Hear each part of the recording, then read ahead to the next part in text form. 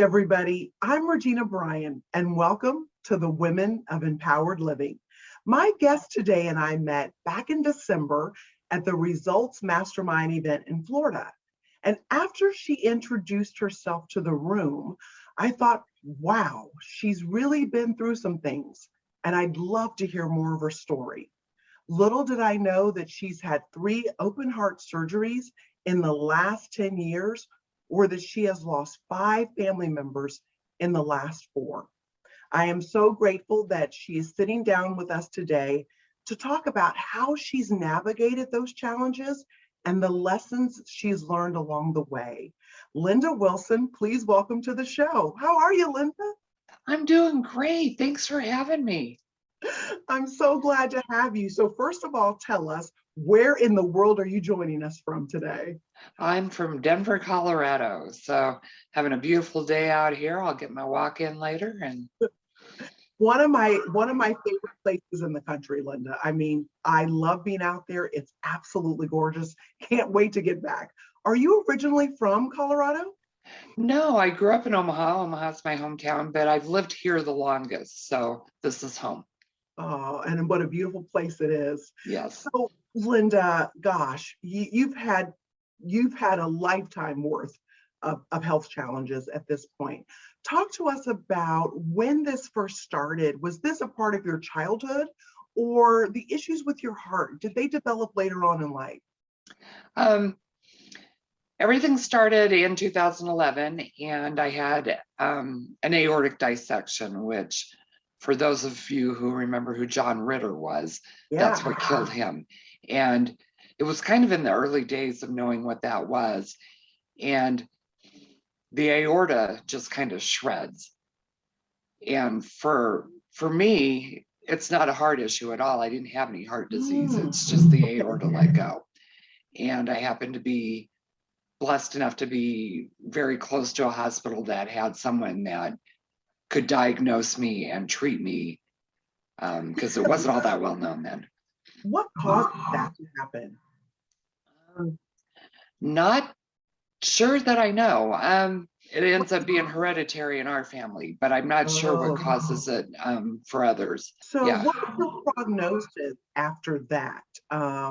Did they tell you that you were going to be as good as new? Were there more challenges as a result of that? What happened in the years following? After the dissection and the repair in 2011, after about 6 months, I was pretty much released to normal activity. And then in 2013, because we keep an eye on it every year, he said they were starting to see an area that was looking dangerous to me, and they wanted to go in and do a repair. And that was a 2-part thing. They did an aortic, or a bypass up here, and then they did the repair. And that changed a lot of things for me. I was a photographer. I carry heavy equipment around my neck, and I could no longer do that because it would close off the bypass. And the stubborn person that I am, I tried it anyway and got myself into a bit of trouble, got a big blood clot up there, and not a good thing. So I had to give that up. You said that was hereditary, right? It is hereditary. We didn't know that until 2016, when my brother had an aortic dissection. And how do you prevent that? There's no prevention if it's hereditary. So are there signs? Like, how would I know? How would other people know that they were experiencing that? You know, I thought I was having a heart attack. I had extreme chest pain. It presents differently. I don't know that you can tell the difference between that and something else. It depends on where it splits. My brothers went all the way up and all the way down his leg. Mine was not nearly as severe. So the symptoms may mask as a heart attack. That's how mine did. And I honestly haven't heard all the different ways that it presents, but it's not really anything that someone could sit down and say, oh, I'm dissecting. for one thing, it usually happens very quickly. Mm.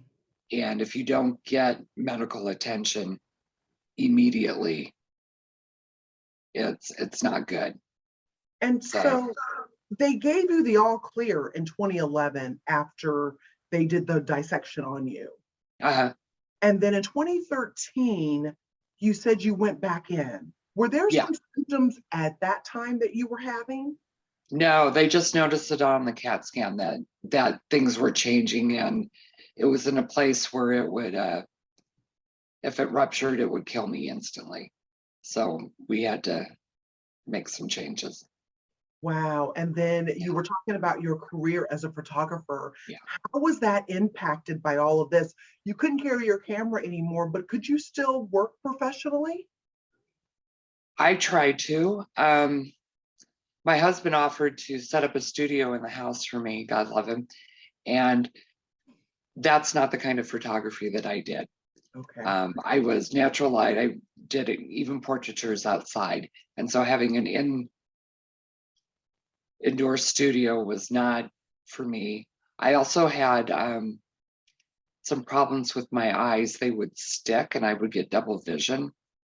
And that made, especially when you're looking through one eye Right. for an extended period of time, I kind of taught myself to look through the other eye as well, but still I would get severe eye fatigue and the photos just weren't coming out like I wanted them to. So I made the decision to let it go because I couldn't do it to the Wasn't the level same of quality. to the level of excellence that I had done before.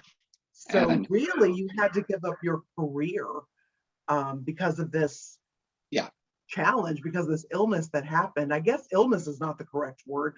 What do the doctors call this? Because after this, then you had to go back in a third time.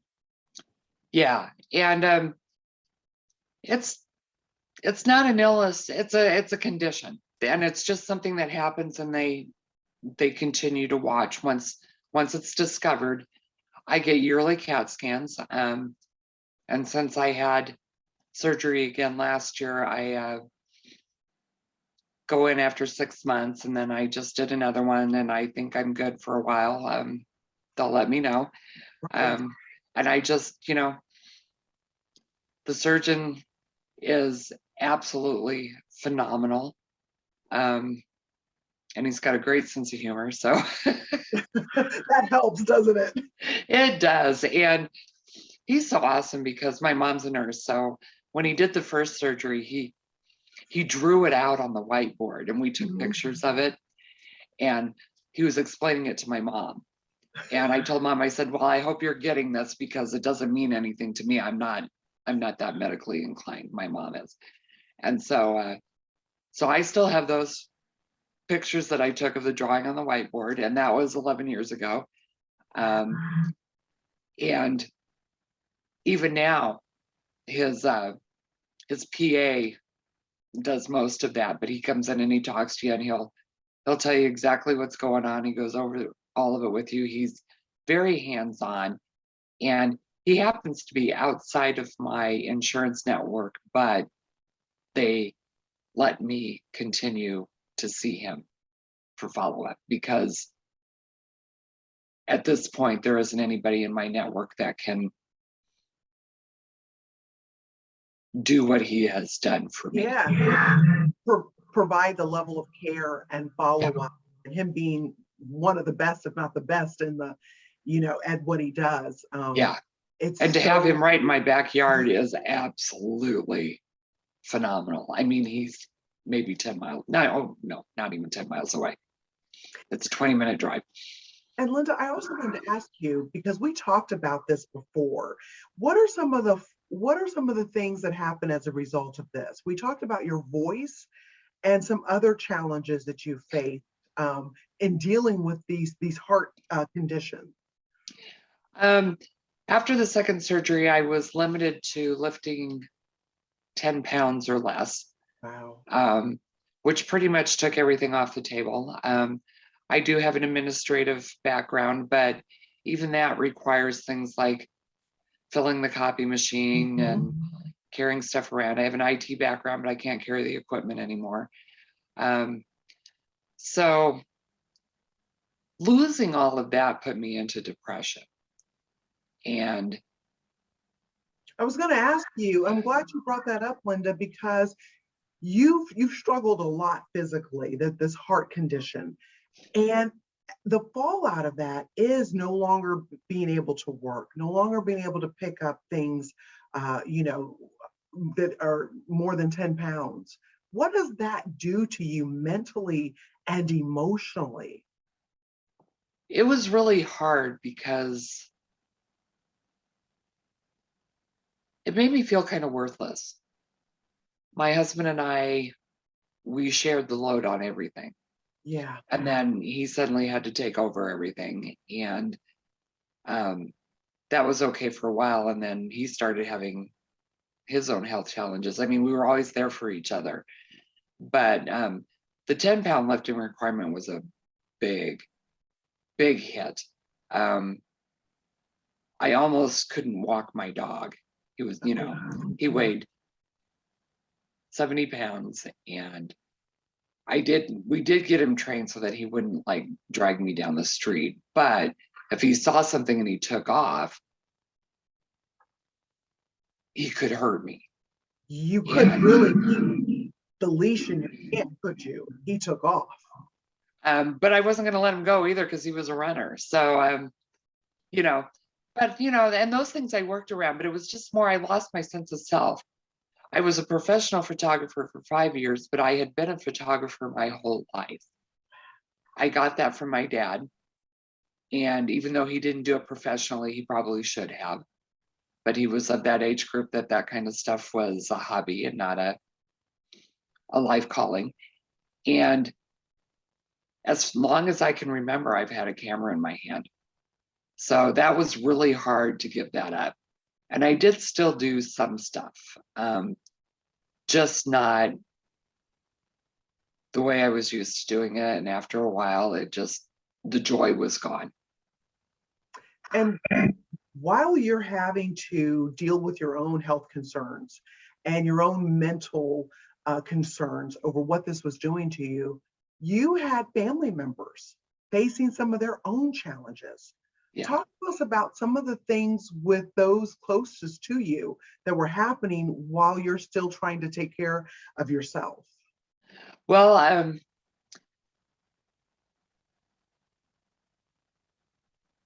it was really, really kind of overwhelming because for a while there, my husband and I traded time in and out of the hospital. My husband had a condition called familial polyposis. So when he turned 30, he had most of his colon removed. Oh gosh. And that is hereditary. So that's been passed on to my son. And who knows, the aortic dissection thing might have as well. We try to tell him to keep an eye on it. But over the years, that caused a lot of problems for Jeff, to the point where he finally had to have his stomach removed. And before they opted to do that for a year, he had daily infusions, 4-hour infusions of albumin, iron, and I can't even remember what else, but 4 days a week, he spent 4 hours in the infusion center. And his employer was so wonderful. They gave him the option because he wrote exams for the police and fire department for Denver. And so he would take his laptop and he would work from the infusion center so he didn't have to use up all of his time off. And then when he was done, I'd take him to work and then I'd go pick him up. And before that, I got sick again. And the second surgery paralyzed one of my vocal cords. And after taking about 1.5 years to determine that, yes, it was paralyzed and that it wasn't going to wake up by itself, we tried a couple of different things. So, Linda, when you say your vocal cords were paralyzed, could you not speak at all? One of them was paralyzed, so I could, but it was such an effort. just to be heard. Right. And it made my whole body ached. And if you've ever like had laryngitis and you've tried to talk, Yeah. and it works your body so hard, everything opens up. That's exactly what laryngitis is like. I remember thinking, oh my gosh, it's such an effort to speak. You're drained, you're exhausted, just trying to communicate very small words and phrases. And so you experienced that, I mean, full on. How long did that last? A year and a half. And I was working with a couple in a network marketing company, and God love him, I couldn't get through a presentation. So either one of them or both of them would go on my presentations with me, because when I started talking it would make me choke on all the stuff. Oh. And it was disgusting. So I would leave the room and they would continue the presentation until I could get myself under control and go back in and finish up. And it was so frustrating. I can't. At that time was, yeah, at that time, the voice activated, like when you would call in for tech support, like if you called it Comcast or whatever, and they had the voice activated menus. Oh my gosh, how frustrating. They couldn't understand me. And there wasn't an option like to hit 0. And so I would make my husband get on the phone with me from work and have him go through the voice menu, because I couldn't. It couldn't hear me. How did that affect your life, Linda? How, not being able to speak for a year and a half, or having to make such an effort, struggling just to talk for short periods of time, how did that impact your life? It was exhausting. It was frustrating. What was that like for your husband and for your marriage? And was he sick during this time period? During this time period, no, he was not. And my husband was the most patient man, because even when I'm not ill, I'm a handful. And he just, even if he was at work, he was there to help me through things. And luckily, the physical part of stuff, for the most, I mean, I could drive, I could do all of those things. I just, like, I couldn't go through the drive-through because they couldn't hear me. And they almost couldn't hear me if I went inside. Oh, God. And it was frustrating and it was gross, because it would make my eyes water and my nose run, and then I couldn't get anything out at all. And it would make me choke, and I would hide in the bathroom. And as you're saying all of this, Linda, I'm thinking about all the times that I have gone through the drive-through, or all the times that I'm at a counter speaking with someone and it's no real effort. I mean, it's interesting how, hearing your story, I'm thinking about these things that I never think about. I never think about if someone can hear me, or the struggle of not being able to speak because of limitations with vocal cords. I mean, it's something that we take for granted. It's something so small, and it really impacted your life at the time. So how are your vocal cords today? Because obviously we can hear you, but the more you talk about this, I'm like, this is wild. I can't even imagine. It's working well, because I had a vocal implant put in.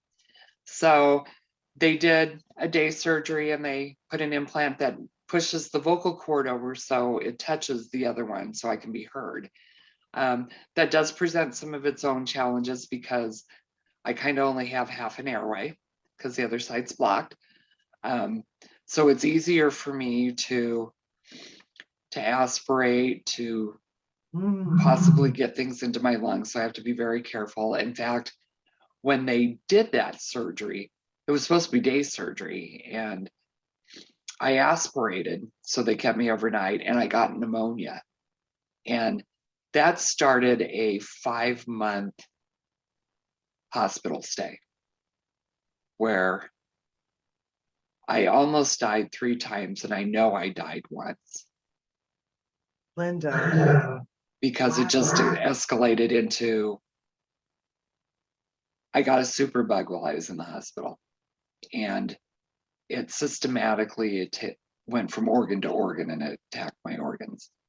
And now, I want to back up for a second because you said something really interesting, that you almost died 3 times, and you did, or you believe that you did once. yeah, I know I did once. Can you articulate, can you share what you felt like for the rest of us? Is there any way to communicate that experience to us? It took me a while to find out, and then to, in fact, it's just been in this last 6 months that I recognize what I felt at that time. But my family wouldn't talk about it to me. They just said, if you don't remember, you don't want to know. And my mind does not work that way. But I actually remember them coming into the room and getting the airbag. I was on a ventilator, getting the airbag to pump, and they were doing all the things that they do before they start CPR. And I remember all of that, but I was seeing it not like from above up here, like an out-of-body experience, but I was hovering just above my body. And I remember God saying, "You're not done," and putting me back in. Oh my gosh. And then when I woke up, like the ribs in my back were extremely sore, and that was from the CPR compressions. One of the things they do to try to get your heart started is they rub knuckles on your chest, and that's one of the things they do to see if you're brain dead. Oh. And I was super sore right there. They tested me several times to see if my brain was still working. Linda. And that's how I know I died, because did they think you died too? Did you flatline? Did the doctors and nurses think you were gone? Yes. Okay. Yes. And wow. My roommate Lydia, I don't know what we would have done without her during that time. She came up every day. And that day, Randy met her at the door and said, "Just go home," because they thought I was dead. And then God said, "No, you're not done." How has that impacted your life then and today? First of all, when did that happen? What year are we talking about? That was 2015. Okay. And that was right after the surgery, and after the superbug got a hold of me. And a lot of that I do not remember a lot of, but I know that they called me their miracle patient because I should not have been there. What does that do to you, that you have survived all the things you survived, and then you've had this span, this short span of 4 years, and you lost family member after family member after family member, including your husband and your brother during this time period? First of all, let's go back before we discuss that. Talk to me about your husband. How did he pass away, and when did that happen? Jeff passed away in January of 2018. I came home from work and found him on the floor. I thought maybe, because he was breathing, there was noise. I thought maybe he was pre-diabetic, and I thought maybe he was in an insulin coma. So I called, and the rescue squad came and picked him up. And because of his work with the police and fire department, some of the guys that came to help him knew him, because I heard them saying, "Oh, it's Jeff." And he ended up having a massive brain hemorrhage that if he had survived, he would have probably never been able to come home. Oh. He would have never been the same. He would not have been the husband that I knew and loved. And his wishes were to do everything possible. And when I asked the doctor, I said, well, he wants us to do everything possible for him. And he says, we have. He says he's never coming home. And he says, I don't think he can survive this for very long. So we had to say goodbye. And because I had lost my brother the year before, almost to the day, mind you, we lost him, and I hadn't been able to cry since my brother died. Talk to us about that, Yeah. Linda. You weren't able to cry when you lost your brother the year before your husband. So let's talk about that for a moment before we go back to your husband. Okay. Because what you said is so interesting to me, because I cry at the drop of a hat. I cry when I'm sad. I cry when I'm happy.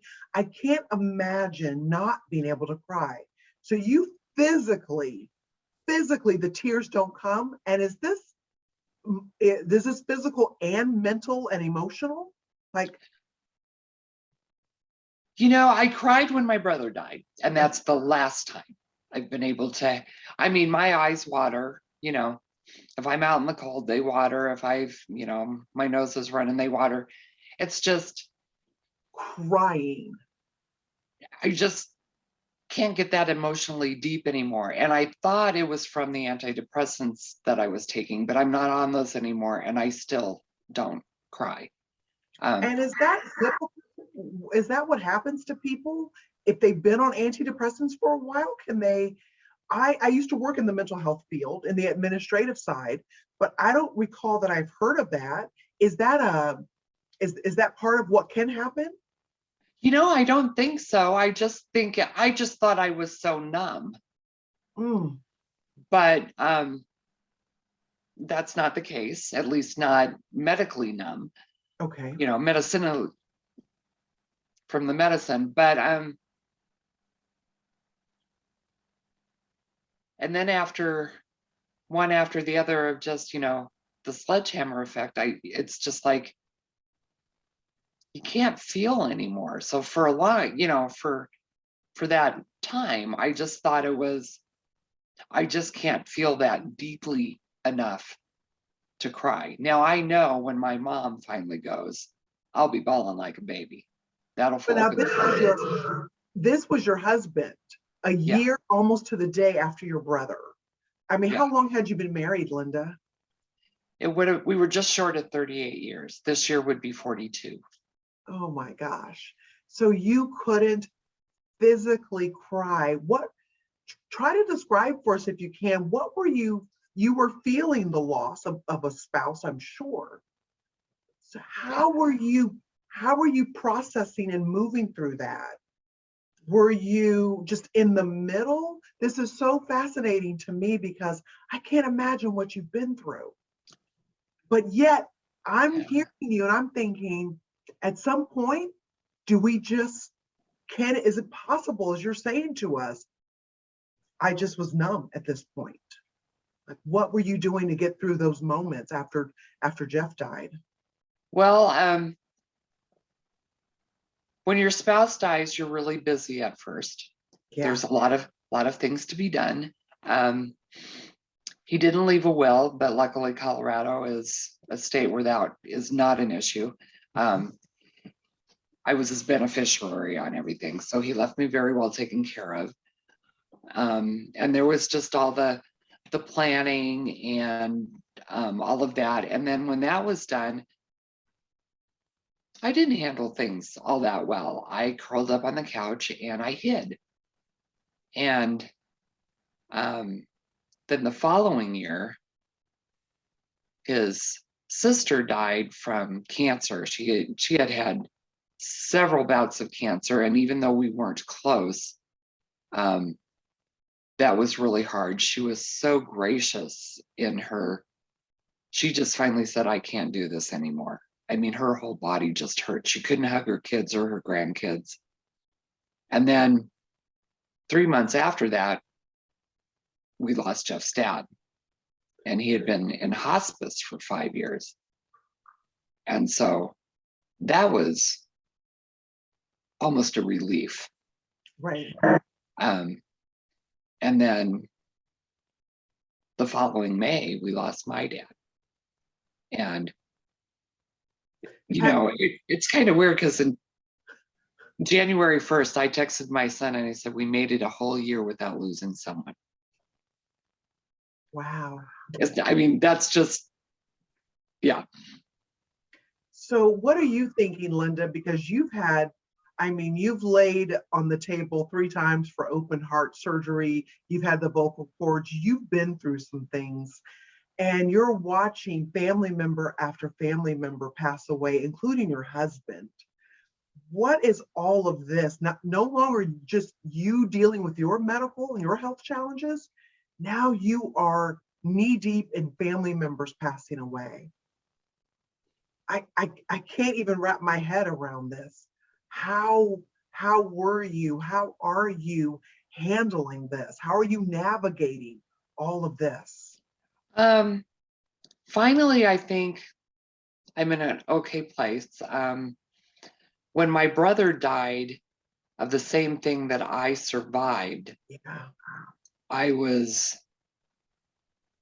I felt guilty. I was like, he's the strong one. He's the one that does all this stuff for mom and does, you know, he was the oldest, and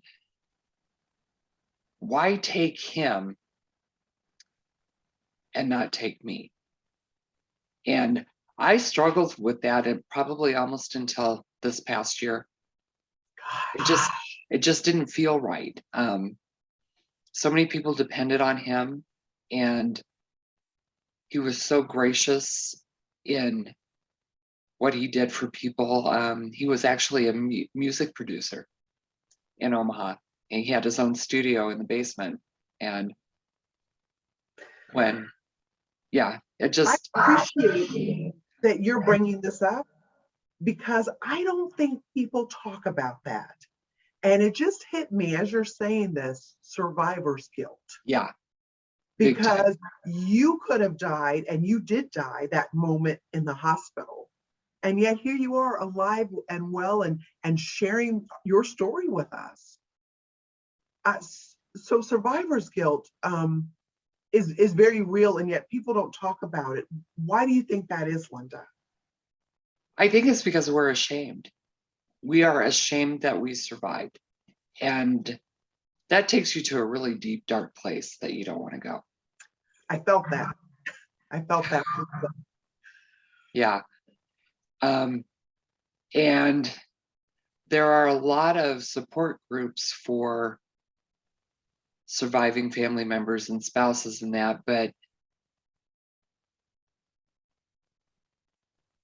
it was never talked about in my survivors group. And I mentioned it once or twice, but people really shied away from it. You know, they didn't want to delve deeper into it. Because I think how did you deal with that, Linda? How did you finally make peace with that? Because the group didn't want to talk about it. It's not something you hear a lot today.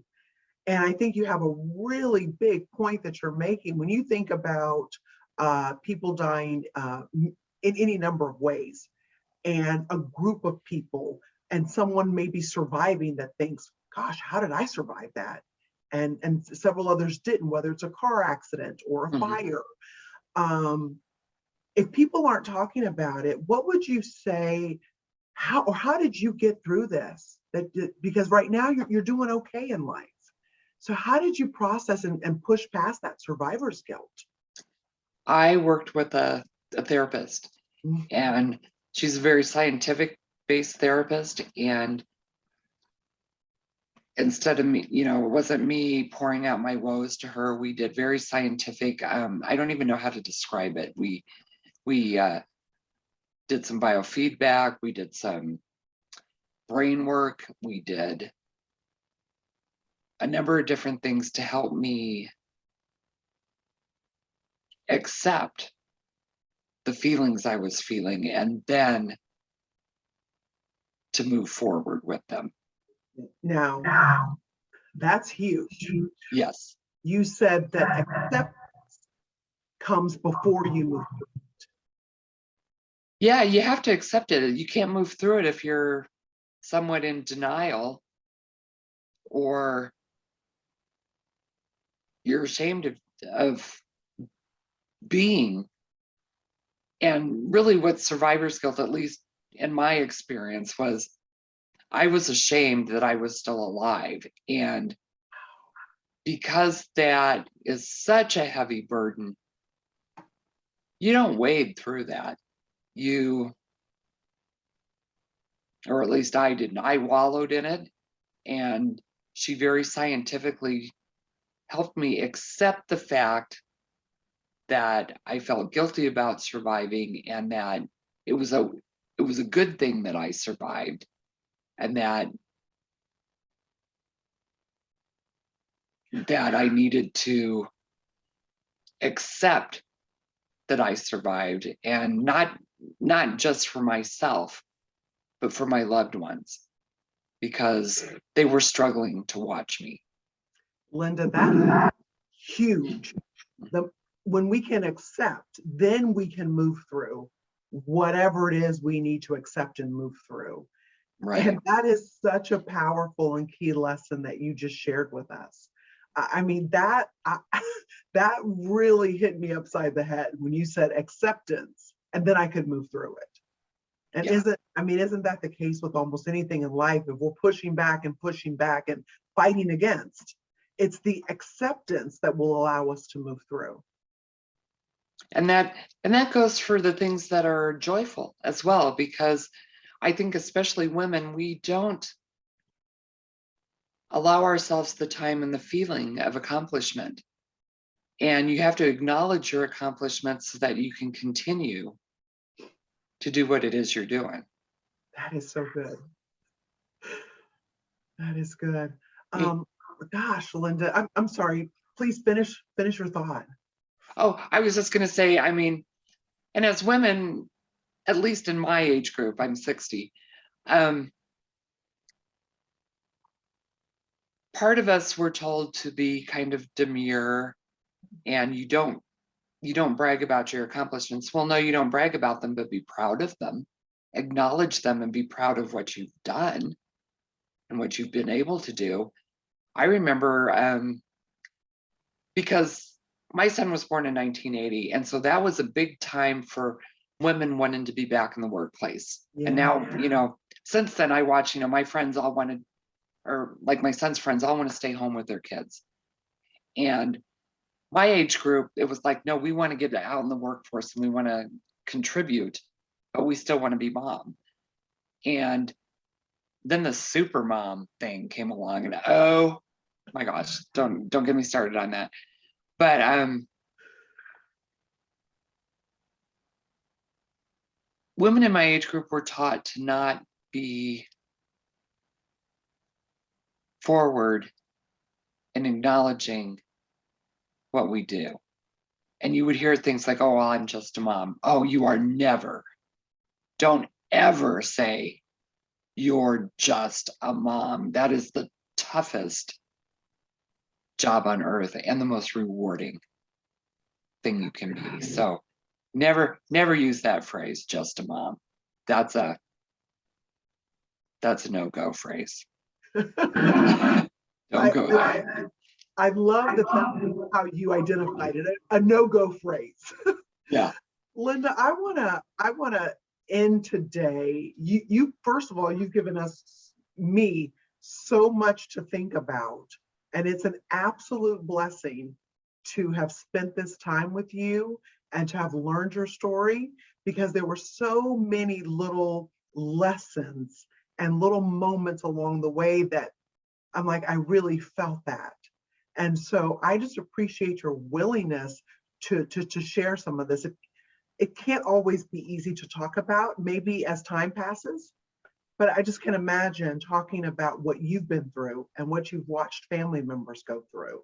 It's just not easy. And so I'm just full of gratitude for your open heart with us today in sharing this. I do want to ask you though, looking back and where you are now, what does an empowered life mean to you? I could give you a different answer every day. Yeah. Today, what it means to me is that I am proud of who I am. I acknowledge how far I've come and how far I'm going. And I love who I've become. And that's huge for me because I never used to love myself. And so being able to accept who I've become and acknowledge who I've become and to love the direction and the person that I continue to become, that's pretty empowering for me. That was very empowering for me to hear. And I appreciate your sharing that with us. Linda, again, from the bottom of my heart, thank you so much for sharing so much of yourself with us today. I truly appreciate it. Thanks for having me on. And thanks everybody for watching. We'll see you soon. Bye-bye.